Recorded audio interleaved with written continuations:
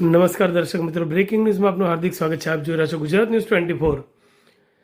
પાટણ નગરપાલિકાના 11 વોર્ડની 44 બેઠકો માટે આગામી તારીખ 26મી એપ્રિલે યોજાનાર ચૂંટણીને અનુલક્ષી આજે ફોર્મ પરત ખેંચવાની પ્રક્રિયા પૂર્ણ થતાં ચૂંટણી ચિત્ર સ્પષ્ટ બન્યું, જેમાં ભાજપ કોંગ્રેસના 44 ઉમેદવારો અને આમ આદમી પાર્ટીના 17 ઉમેદવારો અને અપક્ષ 9 મળીને કુલ 114 ઉમેદવારો વચ્ચે જંગ જામશે.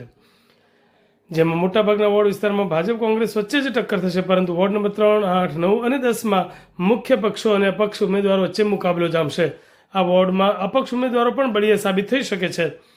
પાટણ નગરપાલિકાના 11 વોર્ડની કુલ 44 બેઠકો માટે અગાઉ 137 ઉમેદવારી ફોર્મ ભરાયા હતા.